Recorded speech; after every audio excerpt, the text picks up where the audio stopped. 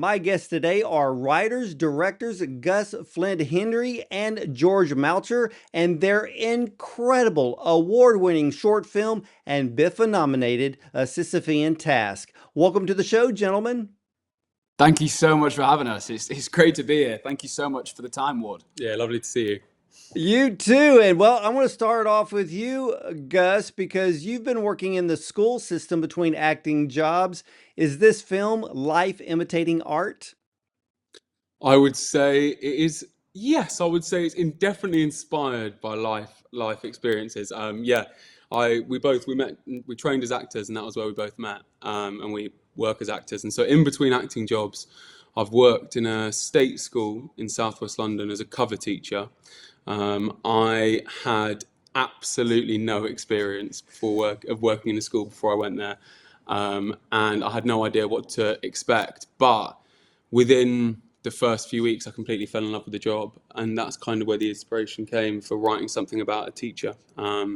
It's a really, really wonderful job that I think should hopefully be respected a little bit more. Well, for both of you, you co-wrote in an amazing script, and the setting is one classroom, one teacher, a headmaster, and a class full of students. I think you basically covered about every single teacher-student scenario that one could think of. How long did it take you to write the script and come up with all of these various scenarios between teacher, student, and of course the headmaster?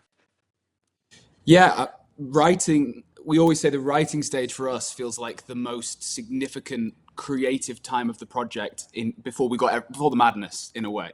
We took about 6 months, I think, total to write the script, and this was our first film. We worked as actors, but we directed for theatre. That's kind of where we started, but we had no real connection to be able to make a short film. So we knew that our currency was in a script and a finished script.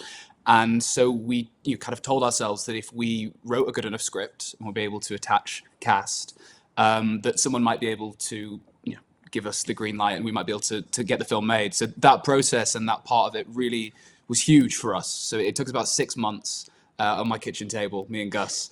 And where all the writing and the scenarios came from, the reason that we tried to write a script for about 3 years. It felt like we were working on scripts that we hope will never see the light of day. And like Gus said, we found ourselves where Gus was working in the school, and we had Gus's lived experience and so much access to real life. I would sit at the back of Gus's class often and just watch, and I was because Gus works as a cover teacher, so it's even better in a way because the students sometimes are a little bit more badly behaved, or it requires a lot of Gus keeping control of the class. They're not badly behaved. That's not true. They maybe try to be at times, but I would sit at the back of the class and just watch all of these gems just happen right before my eyes of the way that the kids would talk to each other, things that they would say. So, life imitating art in a way was certainly true because we were just so full of inspiration. Whether it was what happened in the day when Gus was teaching, or we actually spent a lot of time speaking with real early career teachers like Lucy, who's the protagonist of the film, who trained for 3 years and then came into the job.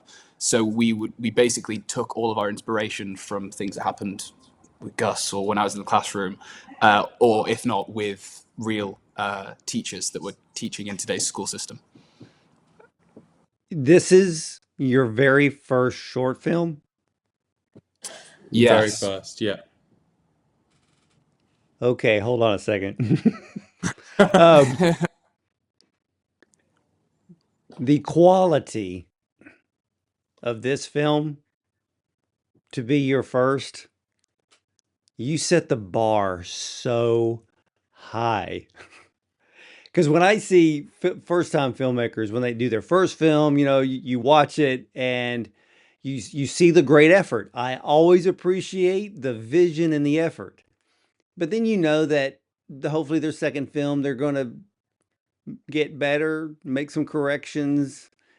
But you come out of the box with a film that could be nominated for any award. I mean, Oh my God.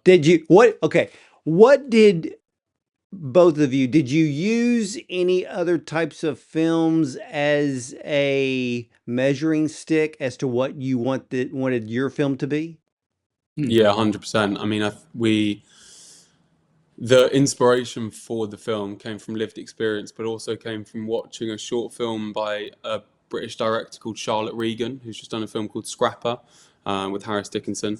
And the short film's called Stand By, and it is a 5-minute short film set completely in a police car from one perspective, where the camera's on the dashboard, and it's just two people with really quick editing style snippets, and you just see a full story in 5 minutes. And we both watched that short film and we thought it was done to such a high standard, and you saw a full story in 5 minutes, and that's so hard to do. And so that was a really sort of big starting point for us, was we were like, right, we know we need to go and make a short film before we make anything else. And what we want to try our best to do is tell a full story in a short amount of time. And that was massively inspired by Charlotte's short film. And all of her short films, if you or anyone else who's watching has not seen them, they're on Vimeo. They are unbelievably good. She's a fantastic director. You know, and when I see films this good, and being that this is your first film, this is the type of film that I like to see used as, well, no pun intended. I like to see films like this be used as a teaching tool to other young filmmakers so that they can look, understand how to tell a story, to tell a complete story, but make the story, well, this film is cinematically beautiful because when you look at it, you're looking at a short film that rivals a feature film. Thank you so And much. Lord. That's unreal. Thank you know, you. you both need to be patting yourself on the back because, you know, for first timers, you know, I've seen some stellar films from first timers. This one is right at the top. And after seeing this film, I gained so much more appreciation for school teachers after watching it because, you know, as you know, Gus, teachers are leaders, they're counselors, they can be father and mother, they can be friend, and the list goes on to all of their students. But in the teaching profession, what is the most difficult part of being a teacher? Yeah, I mean, I think really you've hit the nail on the head with what you've just said, which is, I think probably, look, we never wanted to set out to say this is what the problem is and this is why the teacher retention issue's there, because the truthful answer is we don't know. We don't know completely why it's there. But one thing that we are positive, having spoken to a lot of early careers teachers, is that it's exactly what you've said. There's so many things to juggle at once. And I think a lot of these teachers, you know, they train because they have an absolute love for the craft of teaching someone something. But that's not what the job is. The job is so many other things. And I think that that's what's hardest, is there's so much to juggle in such a short amount of time. And it's under a pressured sort of situation. You know, it's an important job. And I think they feel that pressure. Well, you know, despite the demanding curriculums, the deadlines, low pay, long hours, what's the greatest reward in being a Oh, teacher? honestly, the rewards of being a teacher, when you watch a brilliant teacher at work and you see the way they interact with students who are unbelievably hard to interact with, who don't want to be there, who don't want to be interested, and they make them interested. And there's that small moment where a student who at the start of the year was uninterested and not sort of enjoying the class, and then you have that one moment where that particular student will say thank you, or will suddenly become interested, or suddenly do well in an exam, or suddenly take that subject on further. I think those are the moments that teachers really, really look forward to, and I think that's probably why they do the job. Well, I think as well, no, go ahead. no, just to add on to that, because speaking with newly qualified teachers as well, and teachers that were far into their careers, one thing that we felt was really common was it often isn't a big ultimate win or a big ultimate achievement. but they would tell us that it's the small things, and that there's, one day it's the best job in the world and one day it's the worst job in the world, and it's completely unpredictable, and one never follows the other. But a little thank you or a little well done or some form of gratitude or recognition from a student can be so incredibly rewarding. And they said that those were the things that kept them in the job. It was the small things that would take them off guard, that made them think, really, maybe I'm doing something that's really useful. I can have a huge impact. And I think that's what I think we found so fascinating about it, because you see it with other films that are often about teaching. It often is about the big goal, the end goal, the win. And this is a story about a teacher who does succeed, not perhaps in the way that we might have seen in teachers in other films, but she's fantastic at it. But then there's more to the story, and of course, what happens in the end. It's not as straightforward as that. Her success and her talent doesn't save the day, and there's more to it. So I think that really was where the conflict sat, and where we knew that we had a film to make. So yeah. Well, let's talk about some of the scenes in this film, and it really begins when she enters the classroom really for the first time, and sometimes when students see a brand new teacher, and depending on the grade, uh, students think, okay, we got another one we're going to break in. They have that attitude, and you have that one young man that kind of pulls off the attitude, Hmm. and she immediately stands firm and confronts him. But because she did that, he learned to respect her, didn't he? 100%. I think look, working as a cover teacher, my job is to go into classes that don't necessarily know me. And especially, I work at one school, so I don't go around loads of different schools. I just work at one school, which is really lovely, actually, because it means that I do actually get to know the students. But the first few months of working in a school, any school, I think, in any country, it is exactly what you said. They don't know who you are, you don't know who they are, and you have to earn each other's respect. And I think, again, the really talented teachers can do it unbelievably quickly. And I think that's what Lucy, our protagonist, did. She realised that there was a lack of respect, and that needed to change early doors so that she could start teaching. Yeah, because if you don't gain the respect at the very beginning, you've lost the class for the whole term. And Exactly. but you show something interesting too, because at the start of the spring term, Lucy was fired up. She was motivated, knowing that she's been making a difference, but it also shows how hard it is to keep that motivation going long term, correct? Yeah. Yeah, I think that was just a moment of reality hitting. We used those match cuts quite a lot, and the kind of reason for that was we've got this beautiful scene where our production did an amazing job of wrapping Lucy in these fairy lights around Christmas time, and it's just to kind of meet the point that she's at, as in she's done it. It's been a long, hard term, but they've done well in their tests, and the headmaster is impressed with how she's performing, and she's doing the job that she loves. And then snap, and we're in the new term, and as with life, it's back on and back to normal. And I think it's that constant, the small things that build up over time, which we then start to see from there on out. So yeah, that moment of back on with the new term, I think for us, it's just like where the film starts in a way, where Also, the point starts. stamina's a big thing, isn't it? In any job. Not This isn't really just teaching, but stamina's hard. If you're working as hard as she is, and then suddenly you get to a break, and you realize that the break's no longer a break, and you have to work through that break, and you realize you've got a whole another year, a whole 3/4 of a year to go. Stamina is a huge thing, and that's something that I see in the brilliant teachers. Is their stamina is unbelievable. To keep working at the level that they're working at, it's so impressive. Well, the thing is it's not just going in and teaching, you're dealing with a bunch of personalities. So Mm. there is a very large looming emotional factor that these teachers have to face every single day. And the emotional factor can drain a person much faster than just the art of teaching.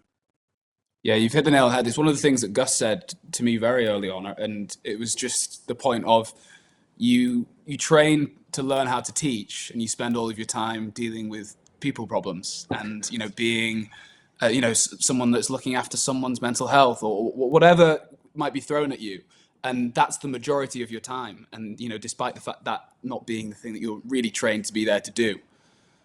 Well, when I went back and kept watching this film over and over again, uh, I kept thinking to myself, I'm like, they never, they didn't leave anything out in this film because I was even noticing these little things that some people may not notice, but it Hmm. happens.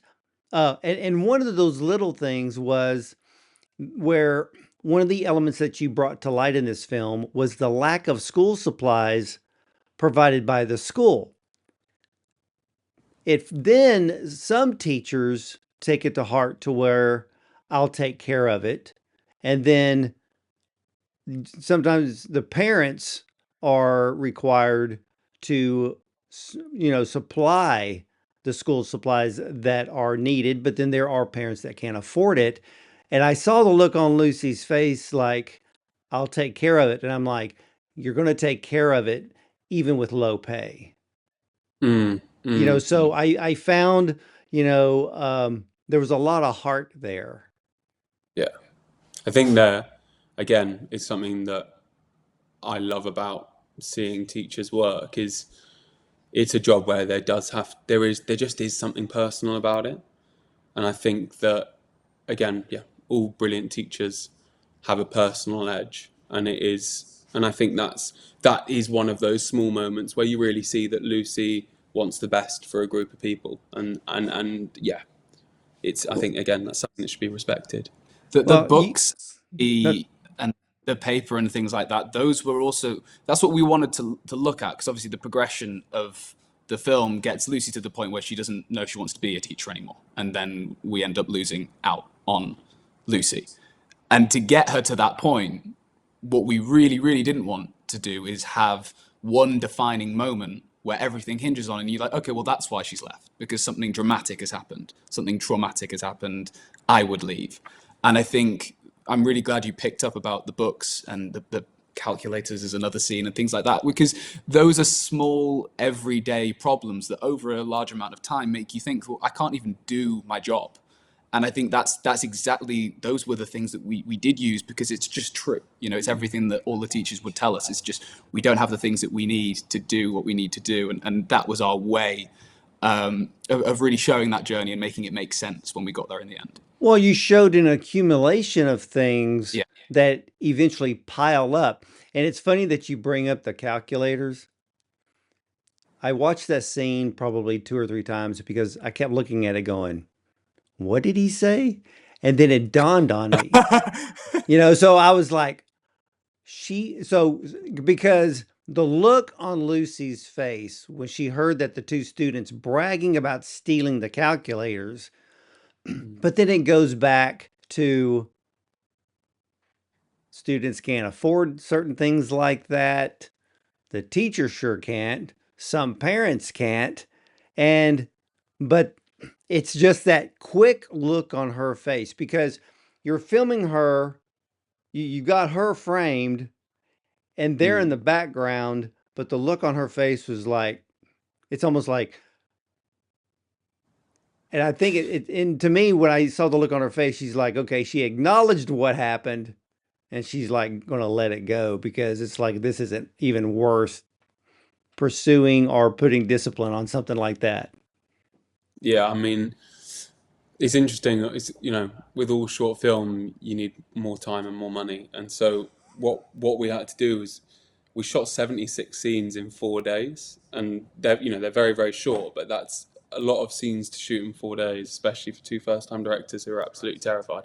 Um, and but what it meant was it gave us these parameters that we had to work within, and so that shot really came from, it was one of those lovely natural moments where we're doing the shot list in pre-production. We're trying to work out, okay, is there a way we could do this in a oneer?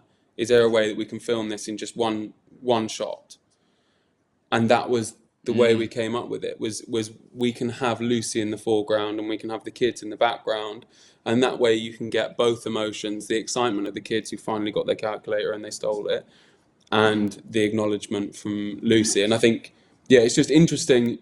Working within parameters can sometimes give you more than if you just had complete freedom. Well, the thing that now, now I'm in complete shock because 76 scenes. I almost went back to the very beginning of the film to start counting. Yeah. Yeah. And I was like, no, that's going to take way too long because my mind was clicking to every single scene. 76 scenes in 4 days is insane. Yeah. Because here's the thing about filmmaking, and I have this horrible problem of doing this with feature films, not shorts. In a feature film, I will sit there and I will count how long a scene is. Mm. Usually you see the camera change between 2 to 3 seconds, no more than 5, and usually no more than 7, unless there's a long dialogue. And then there's slight movement with the dialogue. I get all that. But with normal scenes, you're talking about 2 to 3 seconds and the camera angle changes. And so when I was watching your film, it's almost like that. But see, here's the thing. People don't realize how much of a story you can tell in a matter of seconds. Mm-hmm. And the calculator scene proves it. Mm-hmm. You know, because it was done to the point, you got it, and you went on because it was an element added to all the other elements in the film. But then you show this other story within the film. It's a story within a story, and it's about the student Becky. You know, students who have mental health issues in school, either caused by home life or the demands of keeping their grades up, which you don't actually specify the cause in this film, but I'm happy that you actually acknowledged it. Why was that so important to highlight this? It was, yeah, it's interesting that you've brought it up. I mean, I think, again, as George said at the start, we never wanted there to be an event that made the year sour. We wanted it to be an accumulation of all of the real things that happen all the time to teachers, not some massively special story about one special teacher with one special situation. We just wanted to give you an eye-opener into the day-to-day lives of the majority of teachers in the UK, the US, all over. And so there are so many kids who are going through so many different things. And as a teacher, you don't have time to understand them all fully. And so we felt it made sense to not understand what happens to Becky and not understand what her situation is like, but just give a little nod to the fact that lots of students are going through lots of different things, and you might not know exactly what that is, but they have an effect. Well, the headmaster freaked out, and Yeah. and that scene is poignant because it had nothing to do with Lucy. She did what she was told, in the scenario with Becky. But the headmaster, his stress level was so high, he was really venting. He wasn't really mad at Lucy. He was venting because when I watched that scene, he was more concerned with Becky's well-being because in his mind, he was thinking worst case scenario, and that scared him, which caused his reaction. Yeah, I think with that scene, you're completely correct. His focus really is he was running the school. The buck stops with him. And so when something like that happens, and Lucy, who is new to this, I think it's a prime example. The reason we wanted it in there is like we said earlier, the job is to be a teacher, not to be someone who is caring for people that have perhaps mental health problems. That's not in the job description. But often things happen where it has to be the case. Lucy's dealing with the impact of having something happen on her watch for the first time. And Hugh's character is basically setting the tone for her as saying, look, this is terrible, but that's not our concern now. She is being looked after, wherever she's being looked after in a hospital. And we're in the school and we've got to make sure that things are running right here for the rest of the students. Our duty is here, not in the hospital. And so I think it was a real moment for us to kind of show through Lucy and through Tim that whilst there's incredibly dramatic things that can happen on her watch, it all has to work within the school, and every T has to be crossed. And I think, it's a moment that hopefully kind of brings Lucy down to really understand the way it works within a school. And that was something that we really look forward to. And I think Hugh and Leah in that scene are absolutely incredible in the way that they put that across. Well, you have the scene where Headmaster Tim comes walking by Lucy's classroom and she says, hey, we haven't had a meeting in 3 months. And then the look on his face, which I completely understand, and the audience, when they see that scene, he wasn't blowing her off. Because, as you said, the headmaster has just an enormous job, and the job he's in is even bigger when you have a lack of staff. Mm-hmm. So, because he hadn't had the so-called regular weekly meetings, to me, it told me that he trusted Lucy and her ability, because he already praised her in the class for having, incredible grades, and they were been doing so fantastic.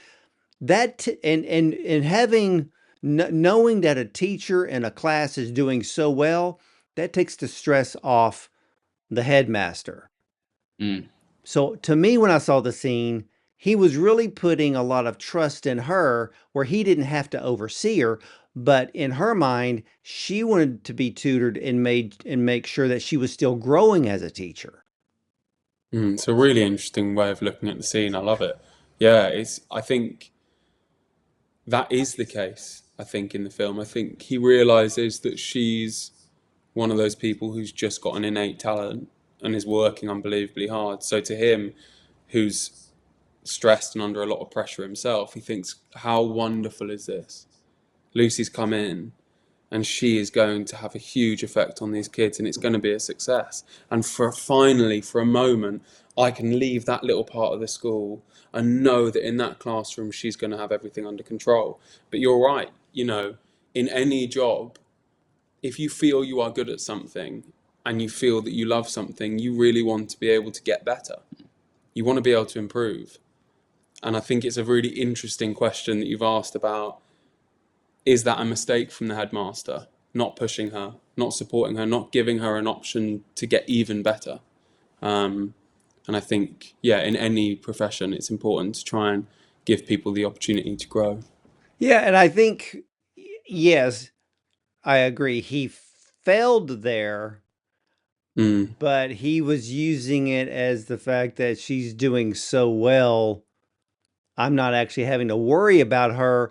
But again, everybody who truly loves their vocation or their profession, they want to continue to grow and get better. I want to continue to grow and get better at what I do. And so, yeah, he did fail there, but I think she did not realize the amount of trust he had in her. But I'm glad I can tell that you don't hate the headmaster, which is making me feel very happy, because we love that. No, I loved Hugh Bonneville. No, we also adore. I'm glad that you didn't think that the character was made too many mistakes. That means that our job was done. No, because here's the thing. And this is what I love about character-driven film, especially when you have characters that can show their vulnerability but without like advertising it. You Oh, have to yeah. see Mm. in the words, the mannerisms, the eyes, and for me, when I watch hundreds of short films, I'm looking beyond the dialogue. I'm looking beyond the story. I want to see what was their beat. And when I Mm, saw the headmaster just in that scene alone, you have to read more into it than with what the exchange was between him and Lucy. And see, and this also goes into the scene at Christmas time because the mm, headmaster again passes by our classroom, and in that pause when he just looks at her, and then he turns, he comes back and he goes, "You've done enough." And, you know, and doing any more won't change a thing. And really, really what he was saying was, he said, you know, even though he told her to go home because it was Christmas time, she was staying late. But the look on his face was, "You've done enough. Doing any more won't change a thing, and it can wait for another day." I thought that scene was so touching, yet sympathetic, but also acknowledging the demands of the job as a teacher. Yeah, I mean, I think really what he's saying is like, I know what you're doing. I've been there. Like he's been there a lot, and he's seen a lot of people in her position who's really doing everything, and he wants her to stay. He doesn't want her to burn out. And I think that's really the point of the headmaster character. That's why I'm so glad that you've seen that kind of sympathetic perspective on him. Is no matter how many teachers may have left or come and been great and moved on to other professions, he's stayed, and he's busy and he's tired, but he absolutely wants to keep that school running as well as it can. And it is a good school. We never wanted it to be a film about a school that is really on the edge, because we've seen a lot of those. He's getting by as tough as it may be. So no, I'm glad, and that's one of our favorite scenes as well at Christmas time, when he just says, he just tells her to go home. And I think it's a moment where I think their relationship, because of course they did an incredible job as well. I also want to say they only were on set together for one day, Hugh and Leah. They had 0 rehearsal time and 1 day on set. And what we asked of them, what the script asked of them, was a relationship that develops over the space of a whole year. And we see them get close with each other and have arguments and have moments where they're just sat alone in the classroom eating a burger, and you can just see that they know each other incredibly well. So I think it's really worth saying that as well. It was the script definitely called for that familiarity, and yet that was really found impulsively by our actors on set. we were Well, very, very that BIFA. Christmas scene, it was really the headmaster putting his foot down, stomping out a fuse on a stick of dynamite, and basically trying to stop the possible burnout that was going to be coming, because holidays are tough. And he's looking at her like, "What in the world are you still doing here?" And in a way, he had to shove her out the door, because if he didn't, you're letting the fuse stay lit. Mm. And that was, in a way, that was his way of putting the fuse out, and we'll deal with this another day. Yeah, completely. There are a lot of teachers that we spoke to who say they try their best. They say it's not usually possible, but they try their best to keep their work at work and not bring anything home. And I think probably that's a moment where Tim, the headmaster, sees that you're putting in so much effort and so much work, and you're doing well, but you need to give yourself a moment if you can, because that's how you're going to get longevity. Well, one of the most powerful scenes in the film is when she shoved all the paper off her desk. And to Mm. me, it only meant one thing: what's the use? Mm. That's very That's great. good. It's a good way. It's a That good is a way. very good way of thinking about it. Yeah. And that really leads up to, the ending scene with the headmaster and Lucy, when he says, "It's not good enough." He was right. And then when Lucy looked at him and she turns and leaves, it told me that inside she was saying, it's not good enough for me to stay. The scene was so powerful. I had to keep replaying it because both of them, their chemistry is incredible on film. Yeah. I mean, it was I, so seamless.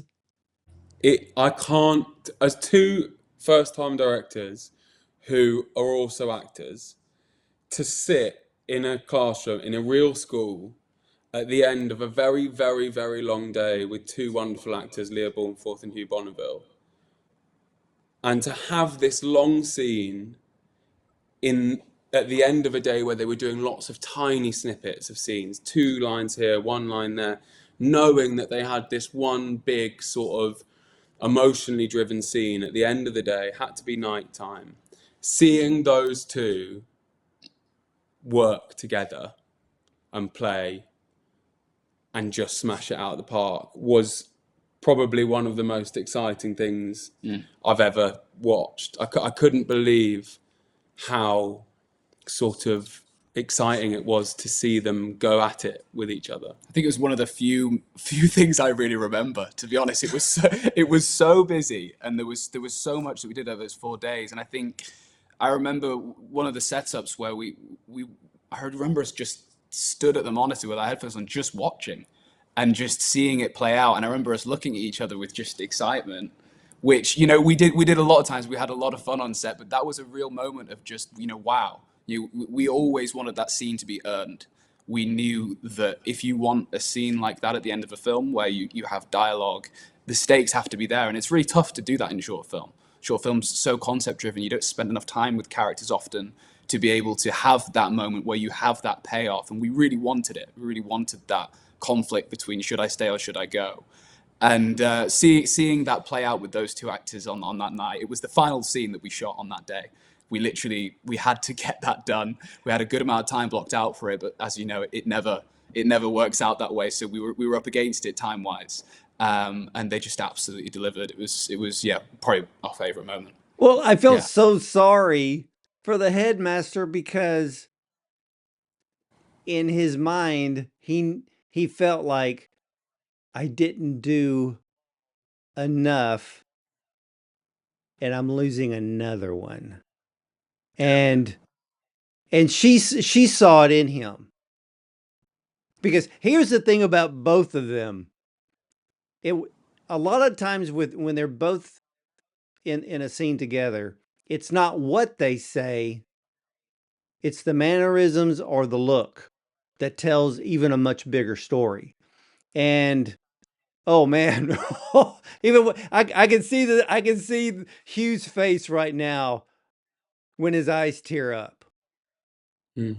And I mean, and I mean, of course, when you see Hugh Bonneville, you have to get past the fact that he was Lord Grantham. So, but I've seen him act in other things, and so, but to see him, I mean, like you said, it's only 1 or 2 lines of dialogue, but he brought his A game. I mean, they both did, but in that scene, boy, when I saw the eyes well up, I was like, oh my God, I felt that. Yeah. Yeah. It was, yeah, he was just absolutely wonderful. So was Leah. They were both just fantastic on those 4 days. And I think Hugh came in for 1 day. And so all of his scenes were shot on 1 day. And he was so prepared and so kind to everyone, and then just finished it off like that. And we just went, well, it completely makes sense. Your career and everything makes complete sense. He's a joy to work with. Yeah, it was fantastic. We feel very sort of lucky to have had him on board. So, what was the biggest challenge in directing a short film with 2 top actors, many students, or were any of the young people actors, and also, like you said, a very large shot list? Yeah, I think that certainly is it. I think a question we often get is what were the challenges that you didn't see coming? And the truth is we saw the challenge coming, and it was time. That was the biggest thing by so far. And every day it was, we got told by one of our brilliant executives that, it's all good having a great script and a great idea, but nothing matters if you can't get it shot in time.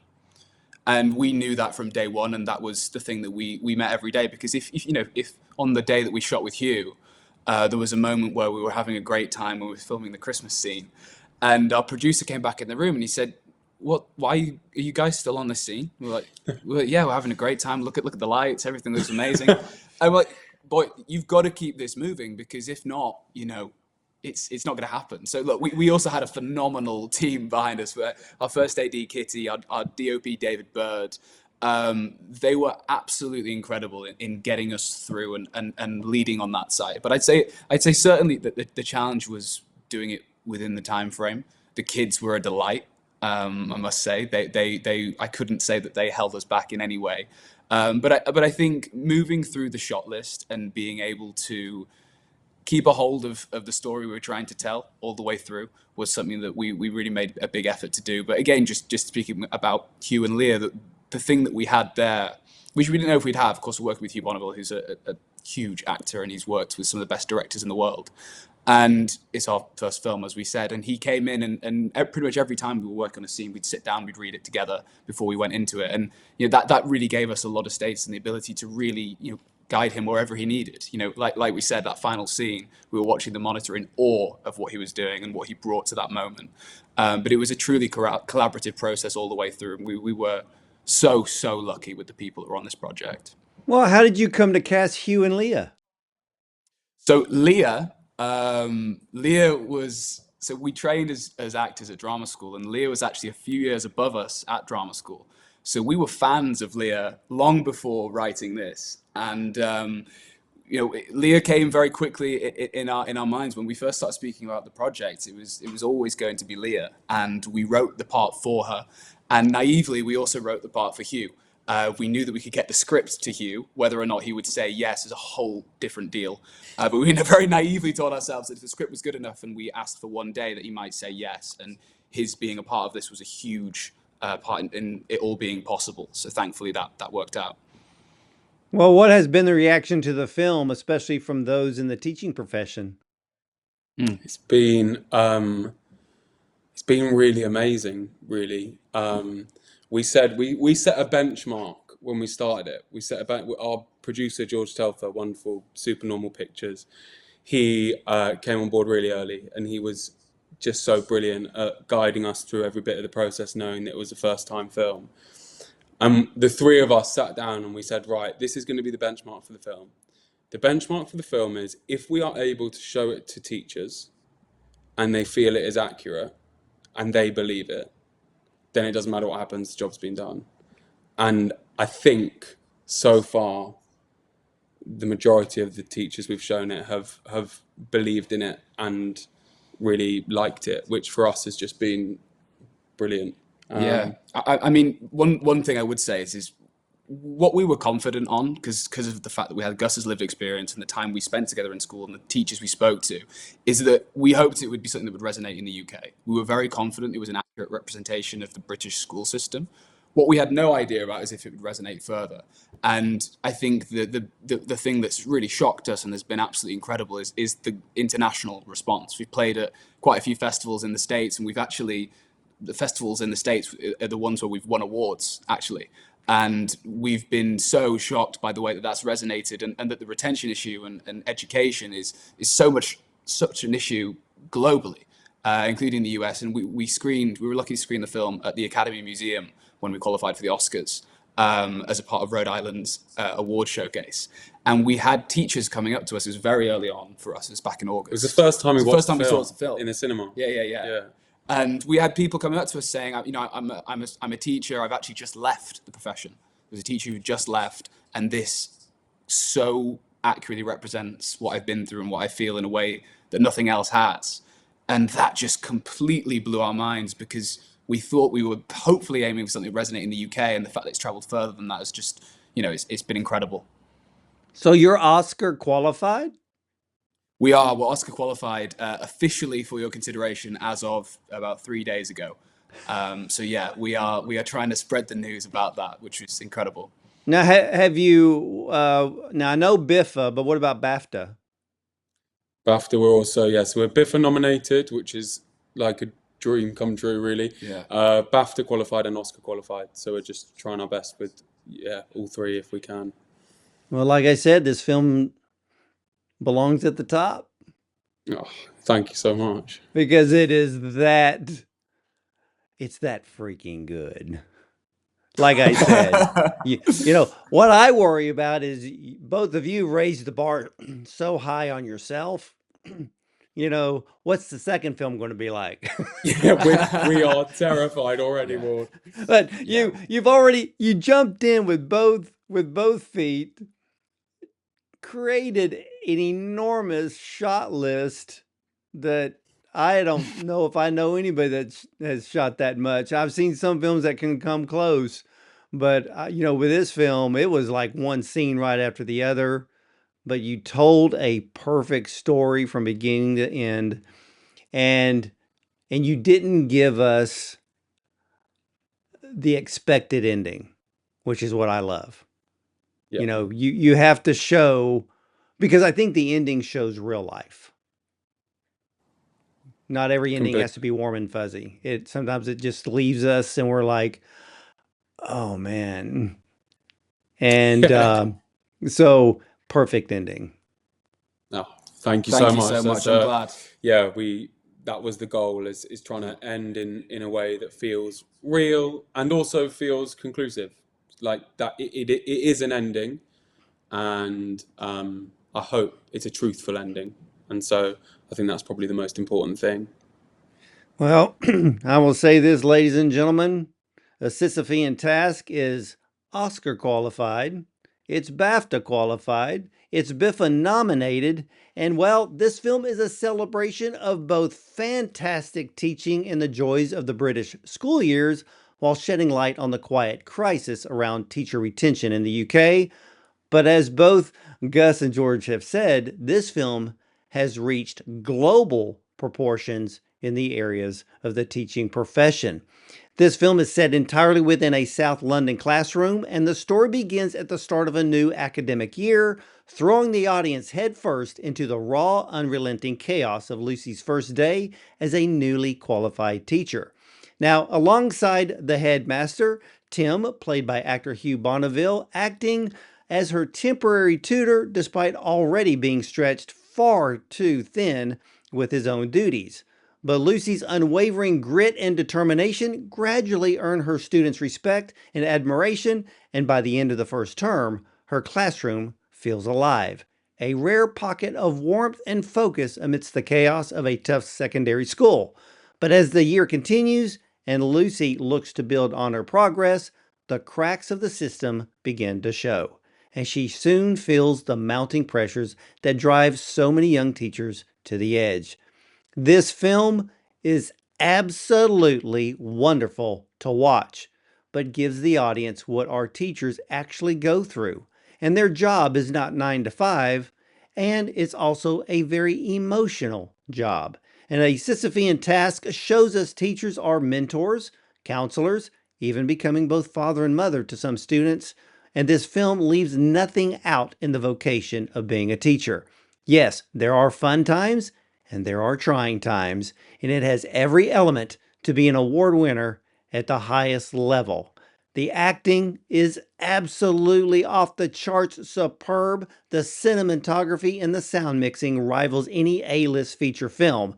And to tell you the truth, after the film was over, I wanted to see more. It's just beautiful from beginning to end.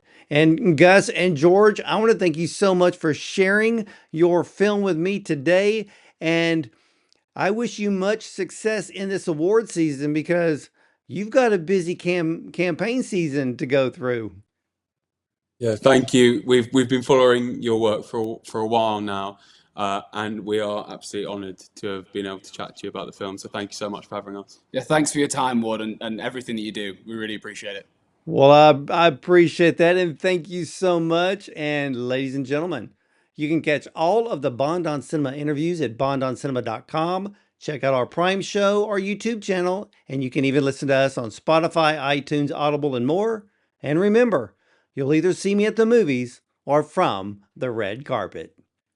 Woo!